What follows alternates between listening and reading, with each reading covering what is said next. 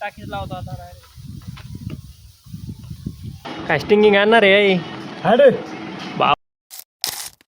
तर नमस्कार मित्रांनो, स्वागत आहे तुमचं आपल्या एका नवीन ब्लॉगमध्ये. सकाळी सकाळी आलो होतो दवाखान्यात. आजी थोडी तब्येत खराब झाली होती, त्याच्यामुळे दवाखान्यात आलो होतो. मध्ये चालू आहे बसलेलो आम्ही किरण काका इकडं. चेकअप केल्यानंतर डॉक्टरांनी सांगितलं की आता सलाईन लावायची. सलाईन लावणार म्हटल्यावर टाईम तर लागणार ते, त्याच्यामुळे आता आम्ही त्याच्या मुलाकडे चाललो, करणकडे. चला तर आता आम्ही निघालेलो करणकडे जाण्यासाठी. थोड्याच अंतरावर आहे.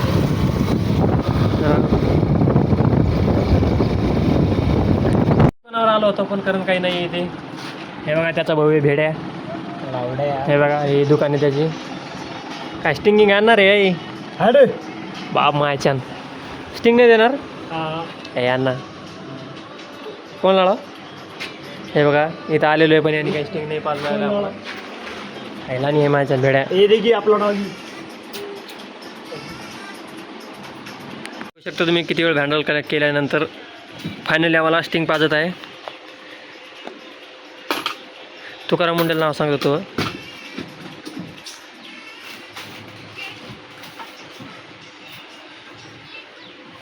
तू नाही पेणार का अरे पिना बाप माझ्या. भेड स्टिंग तर काही नाही पिली पण हे कुत्र्याला बिस्किट खाऊ घालत आहे. पुण्य is a most important life. त्याला वाटत आहे पुण्य जर आता केलं तर काही पुढे फळ भेटतं आणि त्याला महाराज आहे. तसं ते नाव काय आहे तो महाराजचं? टॉमी महाराज. काय बोल. बघा असं काही वातावरण आहे इथलं. मस्त रस्त्यावर दुकान आहे. कुठेही गेलो तरी आमचा स्टिंगचा जुगाड लागत जातोय, बघू शकता. धन्यवाद स्टिंग पाजल्याबद्दल. आमच्या घरी जायची वेळ झालेली आहे. पहिले आम्हाला दवाखान्यात जायचं आहे, नंतर घरी जायचं आहे. जायचं नाही काही निघतो आम्ही आता. ओके जाऊ तिकडं जाय. हे बघा चाललो आम्ही आता.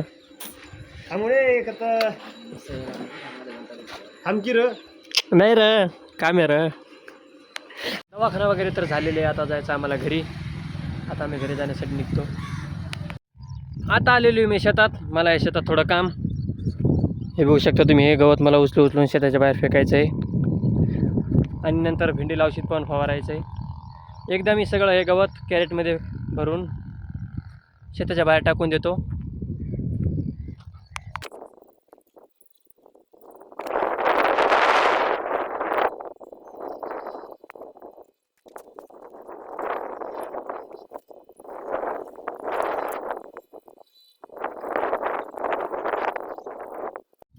फायनली मित्रांनो माझं सगळं गवत उचलायचं झालेलं आहे. वरून एवढं कॅरेट टोचतं आहे ना की विशेष नाही, तुम्ही तोंडावरून समजू शकता. आता काय एकदा फटाफट औषध मारून घेतो, मग आपलं सगळं काम फायनल झालं. हे फक्त लास्ट कॅरेट आहे. आता मी औषध फवारण्यासाठी टाकी घेतलेली आहे. औषध शेतातच पडलेले विहिरीवर. हे बघा गाडीवर बसून जायच्या काकाच्या. चला तर मला विहिरीवर भेटतो.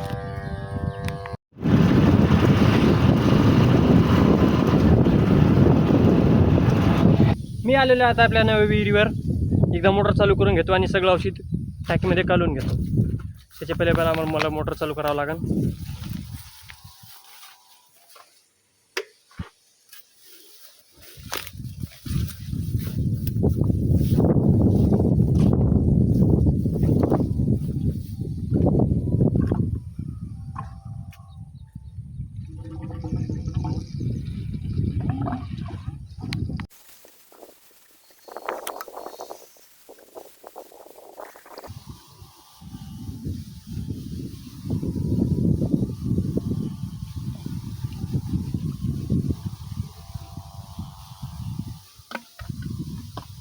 आता आपल्याला पाणी टाकायला काय बकेट नाही आहे, त्याच्यामुळे डायरेक्ट टाकीच लावतो आता डायरेक्ट.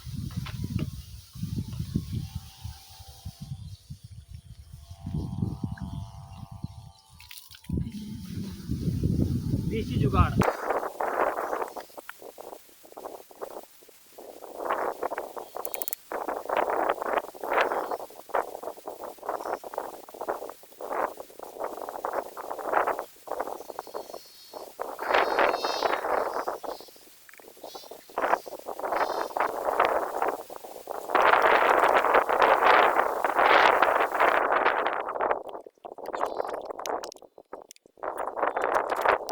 औषध टाकीमध्ये टाकून घेतलेले. आता एकदा जातो आणि फटाफट औषध मारून घेतो.